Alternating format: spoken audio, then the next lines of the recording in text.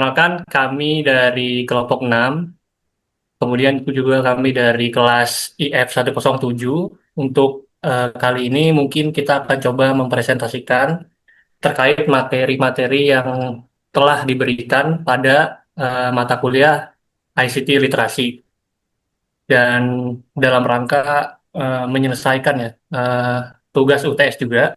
Dan kemudian selanjutnya saya akan coba untuk memperkenalkan diri pertama. Perkenalkan, nama saya Renaldi, saya dari kelas IF 107. Kemudian selanjutnya saya akan memperkenalkan kelompok-kelompok saya. Mungkin bisa di next slide, Mas Alvan.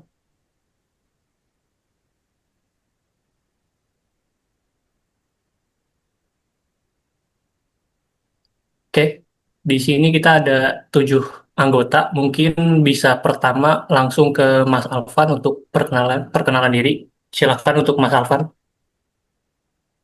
Oke, perkenalkan nama saya eh, Muhammad Alfan Bintang Panansyah.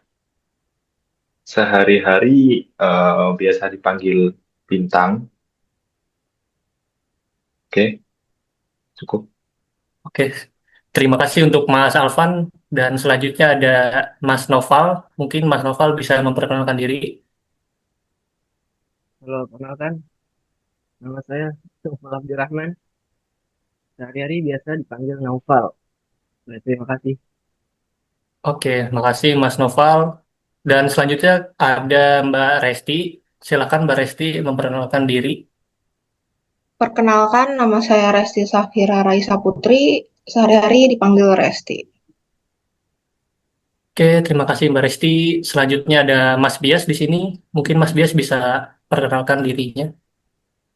Perkenalkan nama saya Bias Prasasta Dwi Sukma, sehari-hari dipanggil Bias. Oke, terima kasih. Next, di sini ada Mas Faik. Silakan Mas Faik memperkenalkan diri. Perkenalkan nama saya Muhammad Faik Amarullah. Sehari-harinya saya biasa dipanggil dengan Faik. Oke, terima kasih. Yang terakhir di sini ada Mas Raihan. Silakan Mas Raihan perkenalkan dirinya. Perkenalkan, nama saya Rehan Alikan Spane. Sehari-hari dipanggil Rehan. Oke, terima kasih untuk Mas Rehan dan teman-teman semua sudah memperkenalkan dirinya. Mungkin tanpa tunggu panjang, kita langsung masuk ke materinya. Silakan minta tolong di next slide, Mas Alvan. Oke, yang pertama mungkin saya akan membahas terkait revolusi industri.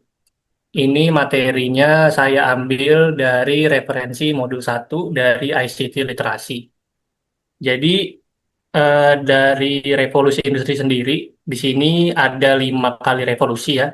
Jadi yang pertama di sini ada revolusi industri 1.0. Ini kurang lebih ada di tahun 1760 sampai dengan 1840.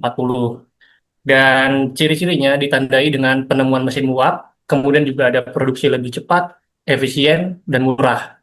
Dan juga di revolusi industri 1.0 di sini juga mengubah transportasi serta manufaktur. Kemudian ada revolusi industri 2.0. Di sini revolusi ini terjadi kurang lebih pada tahun 1870 sampai dengan 1914. Dalam revolusi ini terjadi adanya tenaga listrik, kemudian juga ada assembly line, dan juga ada produksi massal, kemudian juga ada efisiensi yang meningkat pesat. Kemudian selanjutnya di sini ada revolusi industri 3.0, yang mana revolusi ini terjadi di sekitar tahun 1970 sampai dengan tahun 2000, di mana pada revolusi ini komputer, elektronik, dan digitalisasi sudah mulai bermunculan. Kemudian juga ada internet yang mulai berkembang dan juga otomatisasi proses manufaktur dan bisnis. Kemudian yang keempat di sini ada revolusi industri 4.0, yang dimana revolusi ini terjadi pada tahun sekitar kurang lebihnya 2011 sampai dengan sekarang, di mana revolusi industri 4.0 di sini mencakup adanya IoT, AI, cloud, dan big data. Dan juga dari semuanya, mungkin sistemnya juga saling terhubung dan juga untuk kecepatannya, kecepatan informasi juga menjadi kunci di revolusi 4.0 ini. Dan yang terakhir di sini ada revolusi 5.0, di mana ini adalah revolusi terbaru atau mungkin revolusi yang paling akhir. Mungkin nextnya akan ada revolusi-revolusi yang akan mendatang. Cuma untuk revolusi dari semua revolusi, revolusi 5.0 di sini adalah revolusi yang paling baru, di mana ini terjadi sekitar tahun 2020 sampai dengan selanjutnya, di mana di revolusi industri 5.0 di sini kita lebih fokus untuk kolaborasi manusia dan teknologi dengan tujuan untuk mensejahterakan masyarakat. Oke, mungkin bisa di next slide, Mas. Nah, kemudian di sini ada TIK implement atau TIK implementasi TIK, di mana saya mengambil referensi ini dari modul 2 ICT literasi. Di dalam modul ini kita berbicara terkait implementasi TIK, di mana ada telekomunikasi, bisnis, pendidikan, kesehatan, dan perbankan. Di sini yang pertama ada telekomunikasi. Jadi TIK implementasi pada telekomunikasi mungkin lebih adanya revolusi ya, dari surat kemudian ke telepon, dan juga untuk sekarang sampai dengan smartphone. Kemudian yang menjadi poin juga di sini komunikasi cepat dan juga real time. Kemudian di bisnis, eh, dalam TIK implementasi di dalam bisnis di sini menerapkan adanya e-commerce, kemudian juga digital marketing, dan juga pencarian barang atau jasa menjadi lebih cepat. Kemudian di bidang pendidikan, dalam implementasi TIK, di sini mungkin lebih menerapkan adanya e-learning, kemudian adanya pengolahan data akademik, serta pengumpulan tugas secara online. Karena mungkin sebelumnya tidak pengumpulan tugas ini di sorry pengumpulan tugas dikumpulkan tidak secara online melainkan secara manual melalui buku gitu ya. Kemudian di sini juga ada kesehatan. Pada penerapan implementasi atau pada implementasi TIK di sini pada bidang kesehatan mungkin lebih kepada rekam medis elektronik serta pencarian data pasien cepat. Kemudian juga ada sektor perbankan ya di sini untuk implementasi TIK sendiri itu lebih kepada eh, mobile banking, kemudian juga ada pembukaan rekening yang secara online. Oke, mungkin dari saya eh, itu, dan bisa selanjutnya akan dilanjutkan oleh Mas Bias untuk membahas terkait materi selanjutnya. Silakan Mas Bias. Oke, untuk materi selanjutnya atau untuk slide selanjutnya kita akan membahas tentang TIK hierarki. Uh, TIK hierarki ini dibagi menjadi 5 tahapan. Tahapan pertama yaitu ICT Creator. Ini bertugas untuk sebagai peneliti, engineer, bagian resource and development, serta mendesain solusi and teknologi. Biasanya terdiri dari executive management, research, development, testing and quality assurance, requirement and specification. Oke, untuk hierarki selanjutnya yaitu ICT spreaders atau penyebar luasan. Ini terdiri atas marketing and sales yang bertujuan untuk menyebarluaskan dan menjelaskan solusi, serta terdapat juga sales support dan installation solution yang bertugas di lapangan. Jadi ICT spreader ini baiknya memiliki banyak personil yang merata di seluruh wilayah untuk implementasinya.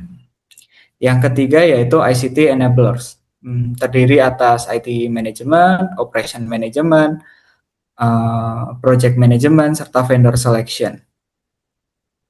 Selanjutnya dilanjutkan dengan hierarki selanjutnya yaitu ICT helpers, yaitu user support yang mensupport berjalannya ICT di tiap-tiap wilayah, serta solution support and troubleshooting untuk memberikan solusi apabila terjadi masalah baik teknis maupun non teknis. Serta pada hierarki yang terakhir yaitu ICT user. ICT user dapat terdiri atas business user atau B2B serta customer user atau B2C. Oke, bisa dilanjutkan untuk next slide-nya. Next slide ini membahas tentang application of ICT, pengaplikasian ICT di bidang telekomunikasi serta agrikultur. Pada bidang telekomunikasi, ICT dapat menerapkan tentang infrastruktur dasar TIK, serta memberikan akses cuaca untuk petani atau nelayan yang bertujuan untuk memberikan insight lebih untuk sebagai petani atau nelayan supaya bisa mendeteksi atau memprediksi cuaca yang akan terjadi di hari ini, esok, maupun beberapa hari ke depannya. Serta ada juga untuk sekolah desa terhubung dengan internet yang berfungsi untuk sekolah-sekolah di daerah terpencil bisa mendapatkan akses materi atau akses pembelajaran yang sama dengan sekolah-sekolah yang ada di kota besar. Dilanjutkan dengan transaksi pemerintah secara daring yang bertujuan juga untuk mensentralisasi terkait seluruh penggunaan anggaran baik di pemerintah maupun non-pemerintah sebenarnya, supaya lebih gampang juga untuk diaudit dan lain sebagainya. Ada juga untuk distribusi informasi dan multimedia, seperti halnya berita dari Aceh bisa dikonsumsi oleh masyarakat di daerah lain, bahkan di daerah terpencil sekalipun. Oke, yang selanjutnya adalah pada bidang pertanian dan ketahanan pangan. Akses informasi berupa peluang usaha baru bagi masyarakat-masyarakat di desa untuk dapat mendapatkan mata pencaharian baru, serta meningkatkan taraf ekonomi mereka. Yang selanjutnya yaitu peningkatan produktivitas, dapat memaksimalkan resource yang sudah ada sehingga dapat mendapatkan hasil yang lebih maksimal lagi. Serta ada akses modal. Dengan adanya ICT ini, harapannya masyarakat di desa juga bisa mendapatkan akses modal, baik itu dari pemerintah pusat maupun dari orang-orang di luar daerah tersebut. Serta yang terakhir yaitu pengurangan resiko berupa iklim atau bencana, di mana tadi juga kita sudah mengetahui perakiraan cuaca, itu juga bisa sebagai bentuk pengurangan resiko terhadap iklim ataupun bencana. Demikian dari saya, mungkin bisa dilanjutkan untuk slide selanjutnya. Oke, terima kasih untuk Mas Bias atas presentasinya terkait TIK hierarki dan juga adanya pengaplikasian ICT ya. Mungkin perlu di-mention sebelumnya Mas Bias membahas terkait hierarki dan pengaplikasian ICT itu mengambil referensi modul dari modul 3 ya Mas, sorry. Betul, referensi yang saya ambil terkait IT hierarki dan juga pengaplikasiannya berdasarkan modul 3 ICT literasi. Berikut. Oke, selanjutnya mungkin akan dijelaskan oleh Mbak Resti. Silakan Mbak Resti untuk mempresentasikan. Ya, terima kasih Mas. Setelah memahami bagaimana ICT diterapkan dalam sektor telekomunikasi dan pertanian, sekarang kita beralih ke konsep yang menjadi fondasi dari pengelolaan informasi, yaitu basic database konsep. Dalam konsep dasar basis data, hal pertama yang perlu dipahami adalah data, yaitu representasi fakta dari dunia nyata. Data bisa berupa angka, teks, gambar, atau informasi lain yang menggambarkan suatu kejadian atau objek.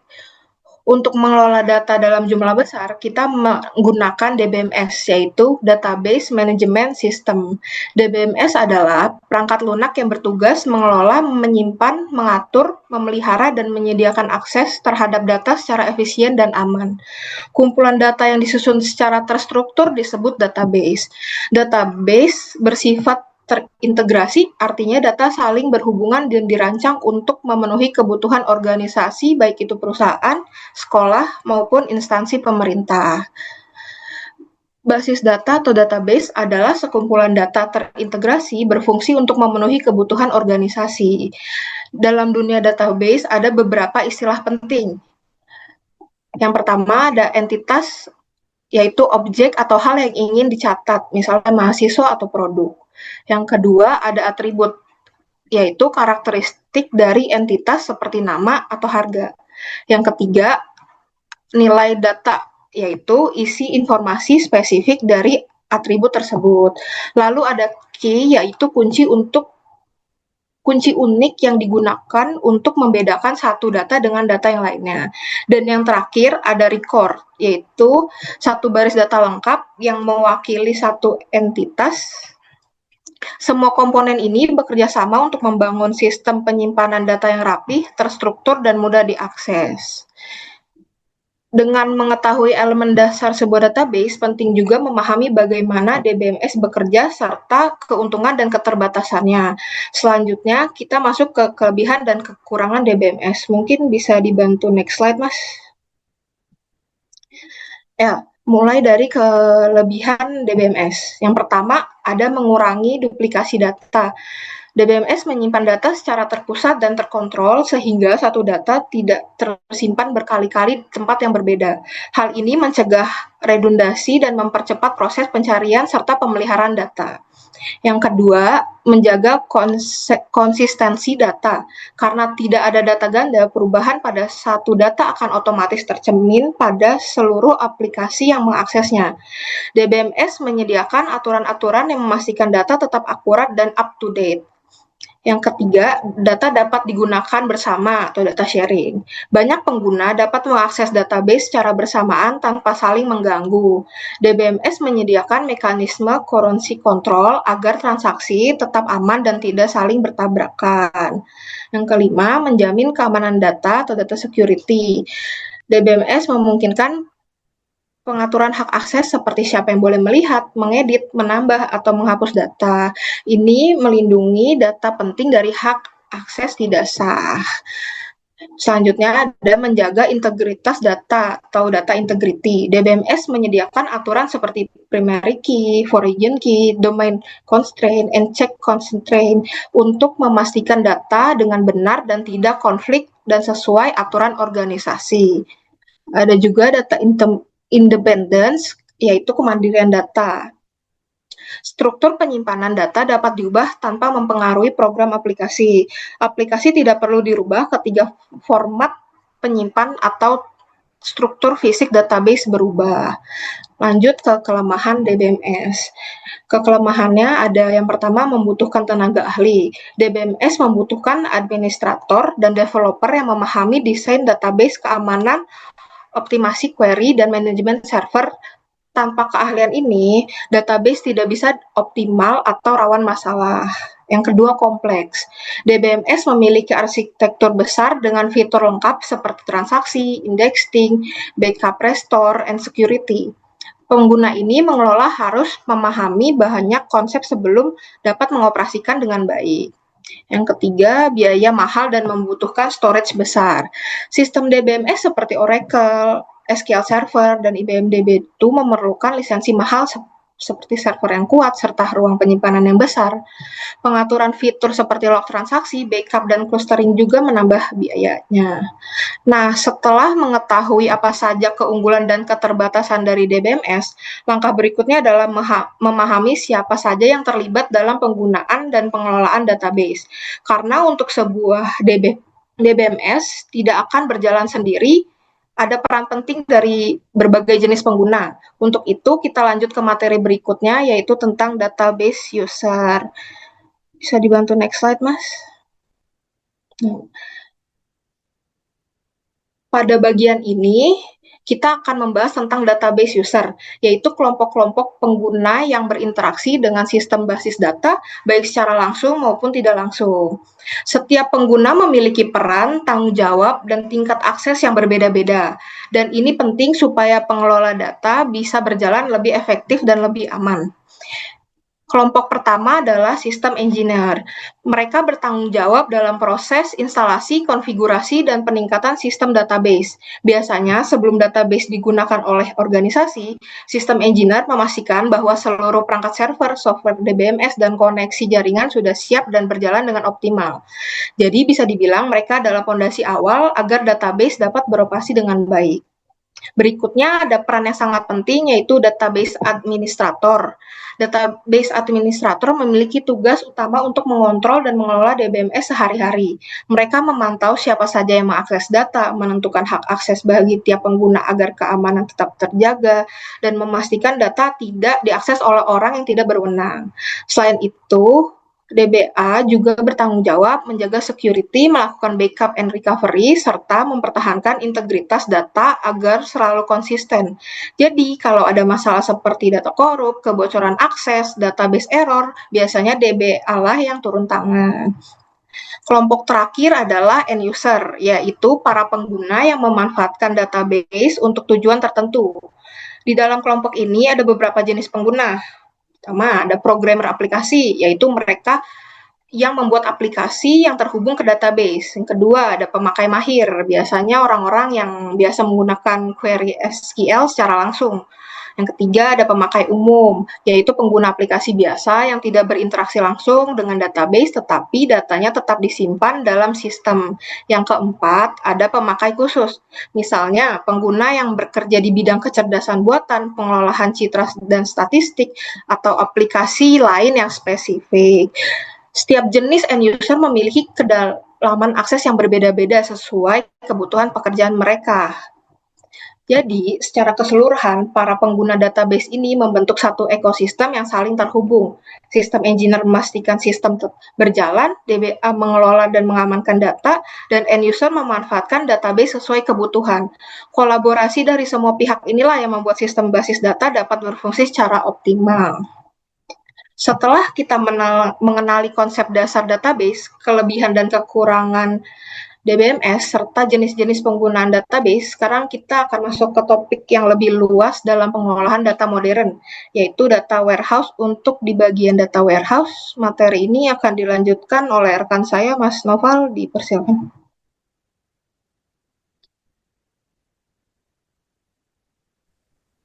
Oke, terima kasih kepada Kak Reski. Yang dimana sebelumnya kita sudah mengetahui bahwa konsep dasar sebuah database. Setelah ini kita akan menjelaskan tentang data warehouse. Sama definisi. Definisi dari data warehouse adalah sistem untuk menyimpan dan menganalisis data historis serta mendukung kebutuhan organisasi. Kemudian ada function, yaitu pengembalian keputusan, akses data cepat, konsistensi data, ROI optimal, dan menyediakan historical intelligence. Ya, mungkin bisa di next slide. Oke. Kemudian sini kita akan menjelaskan atau menyebutkan karakteristik data warehouse. Jadi ciri-ciri utama dari sebuah data warehouse adalah pertama ada integrated, yaitu data berasal dari berbagai sumber. Di mana data berasal dari banyak sistem berbeda, lalu digabungkan menjadi satu tempat dengan format yang seragam. Kemudian ada subject oriented, adalah fokus pada subjek tertentu. Jadi penyimpanan data itu diatur berdasarkan topik tertentu seperti penjualan, pelanggan, atau produksi supaya analisis lebih fokus. Kemudian tiga ada volatil, yaitu data bersifat tetap dan tidak diubah. Ya, artinya data yang sudah masuk tidak dapat dihapus atau diubah. Jadi data hanya ditambahkan agar catatan historis tetap terjaga. Kemudian yang keempat ada time variant. Jadi ini adalah memiliki dimensi waktu untuk analisis. Artinya data selalu dilengkapi penanda waktu sehingga bisa dianalisis berdasarkan periode tertentu seperti per minggu, sebulan, atau per tahun. Oke, bisa di next, Kak.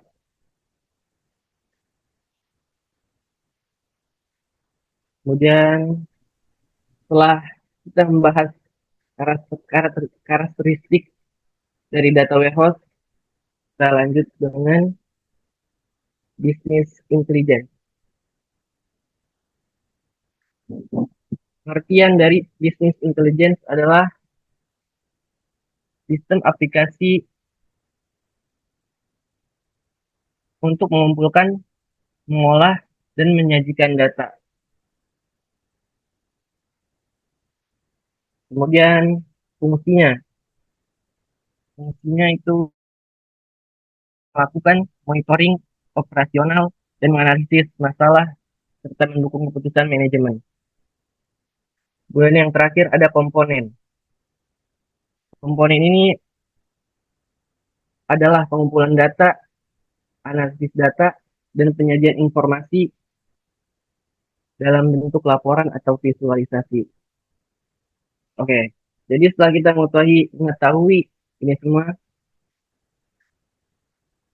mari kita akan melanjutkan pembahasan selanjutnya, yaitu internet konsep yang akan dibahas oleh rekan kami selanjutnya. Terima kasih. Oke, terima kasih untuk Mas Noval ya. Penjelasannya lumayan cukup menarik karena pembahasan yang dibahas ada data warehouse, karakteristiknya, dan juga ada terkait sebelumnya pembahasannya terkait apa? Sorry, slide terakhir,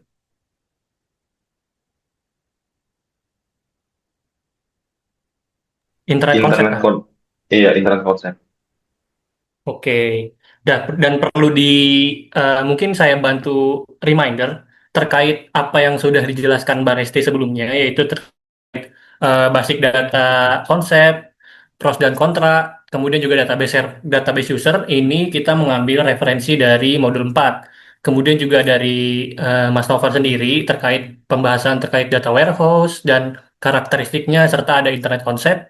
Ini mengambil eh, referensi dari modul 5 dan juga modul 6 dari ICT literasi sendiri. Oke, mungkin selanjutnya akan dibahas oleh Mas Faik untuk menjelaskan materi selanjutnya. Silakan Mas Faik bisa mempresentasikan. Ya, baik Mas. Jadi untuk pembahasan selanjutnya adalah mengenai internet konsep. Tadi kita bicara tentang bisnis intelijen yang membutuhkan koneksi data.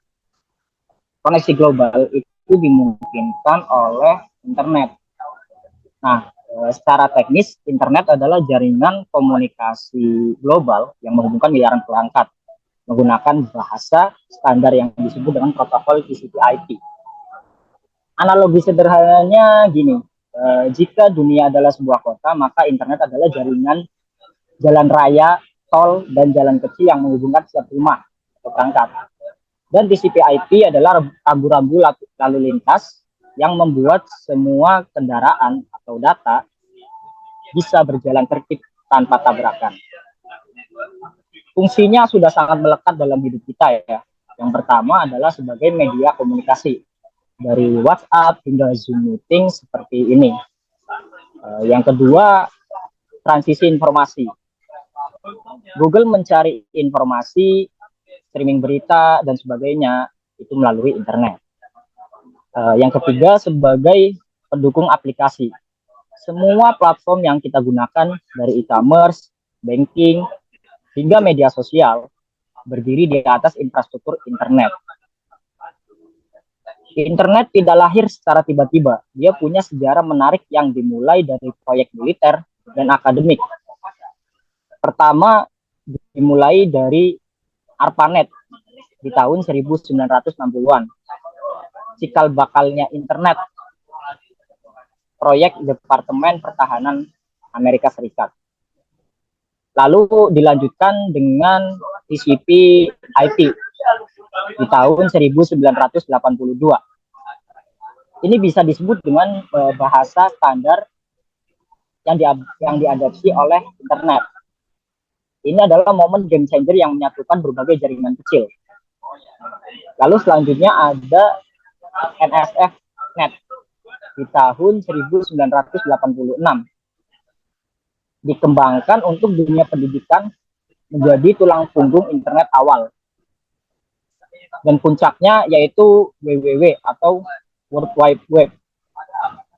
Diperkenalkan oleh Tim Berners-Lee pada tahun 1991.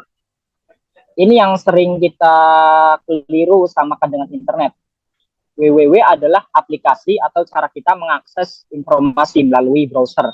Sementara internet adalah jaringan dasarnya. Oke, mungkin bisa lanjut ke slide selanjutnya, Mas. Tadi di slide internet, saya menyebutkan tentang WWW atau World Wide Web. Nah, ini adalah perbedaan kunci yang sering tertukar. Internet itu adalah jaringan fisiknya, sedangkan WWW atau biasa kita sebut web adalah layanan atau kumpulan konten yang paling populer yang berjalan di atas jaringan internet.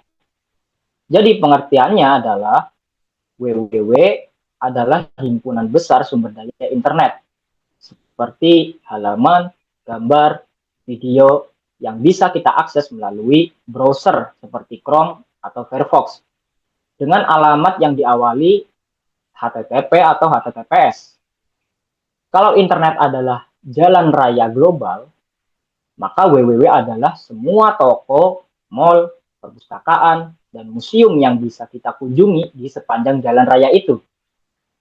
Browser adalah mobil kita, dan HTTP adalah protokol yang memungkinkan kita masuk ke setiap tokonya. Fungsinya sangat transformatif. Sebelum web, mengakses data di internet itu rumit dan teknis. WWW datang dengan menyediakan semua jenis konten dalam satu tempat, seperti teks, audio, atau video. Hyperlink. Inilah sihirnya, dengan klik tautan, kita bisa melompat dari satu dokumen ke dokumen lain di belahan dunia lain. Ini menciptakan jaring atau web informasi yang saling terhubung. Lalu kemudahan. Web itu mempermudah pencarian dan penyajian informasi secara dramatis. Bayangkan mencari informasi tanpa Google. Weblah yang membuat itu mungkin. Sejarahnya adalah sejarah demokratisasi dan evaluasi konten. Pada awalnya, di tahun 1991-an, hanya teks dan hyperlink sederhana. Web itu hanya teks dan hyperlink sederhana, statis, dan sangat sederhana. Namun, pada saat ini, kita masuk era multimedia, seperti streaming, video, maupun musik. Adapun yang interaktif, seperti aplikasi Canva atau Google Docs. Dan user-generated content, seperti media sosial, blog, Wikipedia, di mana itu web yang bisa kita buat konten di dalamnya. Nah, materi yang saya paparkan tadi, saya ambil referensi dari modul 6. Jadi, untuk materi selanjutnya, kita akan membahas mengenai search engine dan webmail. Dan itu akan dibawakan oleh rekan saya selanjutnya. Terima kasih. Oke, terima kasih untuk Mas Faik atas penjelasannya, yang mana bagus sekali ya penjelasannya, adanya analogi juga di dalamnya. Dan untuk penjelasan selanjutnya atau presentasi selanjutnya akan dijelaskan oleh Mas Raihan. Untuk Mas Raihan, dipersilakan untuk presentasi. Baik, selanjutnya adalah web engine dan webmail atau search engine dan webmail. Jadi, website itu penggunanya sudah banyak. Pada awalnya hanya digunakan militer, universitas tertentu, sekarang sudah bisa diakses oleh masyarakat biasa. Dan dari sejak awal munculnya internet, kita sudah memiliki informasi yang lebih banyak. Bagaimana cara kita mencari informasi tersebut? Inilah yang dimaksud oleh search engine. Beberapa perusahaan menghadirkan fitur ini agar agar penggunaan internet kita lebih lancar. Apa itu search engine? Search engine itu mengambil informasi dari web dengan menggunakan kata kunci atau keyword. Misalnya kita mencari resep, kita tinggal cari nama makanannya. Dan karena adanya search engine ini, kita bisa mencari informasi dengan cepat. Contoh dari search engine yaitu Google, Bing, dan Yahoo. Selanjutnya adalah webmail. Karena pengguna internet semakin ramai, kita perlu berbicara dengan pengguna lain. Mulai dari menanyakan sesuatu, mengumpulkan informasi lain, dan juga hanya aktivitas sosial. Lalu, apakah itu webmail? Webmail adalah layanan informasi email berbasis browser. Bisa diakses dari mana saja dan juga kapan saja. Contohnya Gmail, Yahoo, dan juga Hotmail. Meskipun kita punya search engine, tapi kita masih memiliki hasrat untuk memiliki informasi lebih banyak. Dan hasrat ini dilakukan dengan cara data mining. Data mining akan dijelaskan oleh rekan saya selanjutnya. Sekian dari saya, terima kasih. Oke, terima kasih untuk Mas Raihan ya terkait penjelasannya terkait search engine dan juga webmail. Dan mungkin untuk selanjutnya akan dijelaskan terkait data mining oleh Mas Alvan. Untuk Mas Alvan dipersilahkan.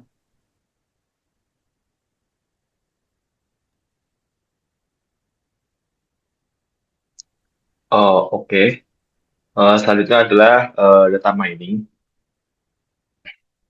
Di sini saya akan meneruskan dari materi sebelumnya, yaitu search engine, di mana search engine itu berfungsi sebagai pencarian informasi di zaman sekarang, karena sudah banyak sekali search engine. So, search engine itu dia membutuhkan yang namanya data. Nah, si pengumpul data itu namanya data mining. Jadi, bisa kita simpulkan bahwa namanya aja data mining, berarti dia itu mencari data. Jadi search engine itu tidak bisa berdiri sendiri, dia juga butuh yang namanya pihak lain atau mungkin eh, pekerja lain. Nah, itu tuh disebutnya sebagai data mining. Data mining adalah proses menemukan pola, informasi penting atau pengetahuan baru dari sebuah kumpulan data yang besar. Tujuannya adalah mengubah data mentah menjadi informasi yang berguna untuk pengambilan keputusan. Oke, di sini ada contoh yaitu dari Dev. Dev, penjelasannya adalah proses penambangan data untuk menemukan pola atau pengetahuan. Mungkin di sini saya mau berbagi sedikit cerita tentang saya ada experience sebagai data mining. Pekerjaan data mining kebanyakan dia membuat semacam bot, jadi dia memasuki entah itu di Telegram atau dimanapun, dia memasuki grup tersebut untuk mencari tahu bagaimana kebiasaan pengguna di dalam grup tersebut. Jadi biasanya yang bekerja adalah bot, nanti bot itu akan mengambil sebanyak-banyaknya informasi, dan nantinya akan ditampung di dalam sebuah data atau database. Nanti ada yang namanya juga nanti data analis.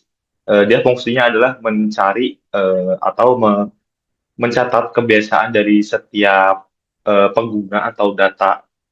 Nah, nanti data itu akan berubah menjadi sebuah data yang baru, kurang lebih begitu. Oke, selanjutnya itu data mining terdiri dari pencarian pola yang tadi sudah saya jelaskan, misalnya pelanggan yang mau beli kopi, sering beli roti juga atau beli hal yang lain. Nah, itu tercatatnya sebagai pola. Jadi misal ada pedagang kaki lima nih, dia ngejual kopi segala macam. Nah, itu tuh dia ada satu pelanggan setianya yang selalu membeli mungkin kopi atau dan roti. Nah, dia nanti si siapa namanya si data itu tuh dia udah tahu, oh orang ini tuh dia beli kopi sama roti nih. Nah, kurang lebih analoginya seperti itu untuk data mining bagian pencarian pola. Selanjutnya adalah memprediksi. Jadi data mining tuh nanti dia juga bisa memprediksi. Contoh prediksinya seperti mungkin tadi saya sudah simpulkan analogi tentang penjual kopi. Nah, prediksinya dia udah tahu kalau orang pelanggannya itu ini tuh dia mau beli kopi dan roti. Nah, itu disebut juga sebagai prediksi. Selanjutnya ada mengelompokkan data, misalnya mengelompokkan data tipe pelanggan. Jadi kalau kita ambil contoh lagi dari analogi si tukang kopi tadi, si tukang kopi itu dia udah tahu pelanggan A dia seringnya beli roti doang, pelanggan pelanggan B dia seringnya beli kopi aja. Nah, itu tuh sudah dikelompokin sama si penjual tadi atau sebagai data mining. Selanjutnya mendeteksi anomali, contoh ada transaksi kartu kredit yang mencurigakan atau mungkin pelanggan baru atau orang baru yang baru beli. Jadi si data akan berusaha mengenali pelanggan tersebut atau data tersebut terlebih dahulu. Kalau dianalogiin pakai tukang kopi, dia jadinya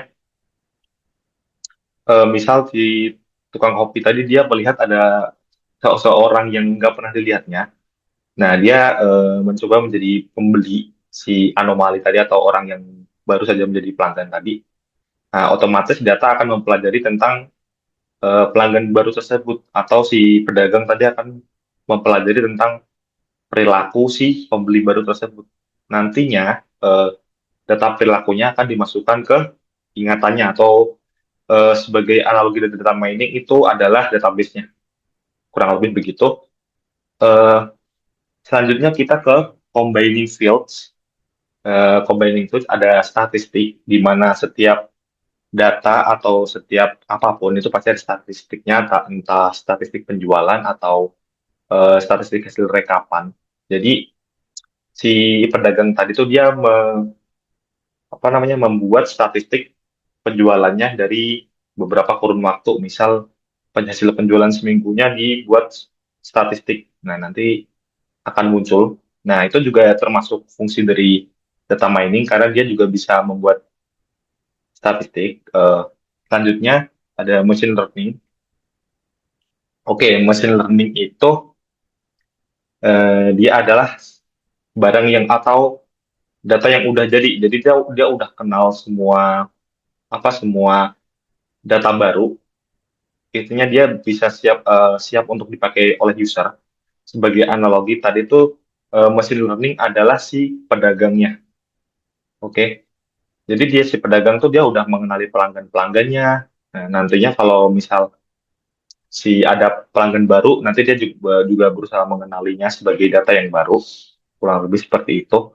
Selanjutnya ada database. Database tentu saja buat untuk menyimpan hasil dari tadi data mining, nanti disimpannya ke database. Selanjutnya adalah visualisasi. Nah, visualisasi ini termasuk ke penerapan hasil data mining tadi. Data mining telah menghasilkan pola, telah menghasilkan kebiasaan tertentu, jadi nanti tinggal memvisualisasikan saja. Selanjutnya ada important reason. Data sangat besar dan terus bertambah dan dibutuhkan analisis untuk memahami data. Jadi, kalau mungkin pernah dengar istilah data analis, nah ini tuh data analis itu pekerjaannya adalah mencari tahu statistik, kemudian ya hal-hal yang berkaitan dengan data mining atau orang yang mengolah hasil data mining. Nah, itu biasanya disebut sebagai data analis. Oke, slide selanjutnya adalah di sini ada contoh sebagai big data case study di bidang pertanian. Ada contoh sebagai prediksi harga komoditas, kemudian ada informasi cuaca dan kebakaran hutan. Oke, karena tadi data mining itu adalah dia proses pengumpulan data sebelum jadi informasi. Artinya, di sini ada contoh penerapan big data seperti prediksi harga komoditas. Itu tuh berasal dari hasil data mining yang telah dilakukan tadi sebelumnya.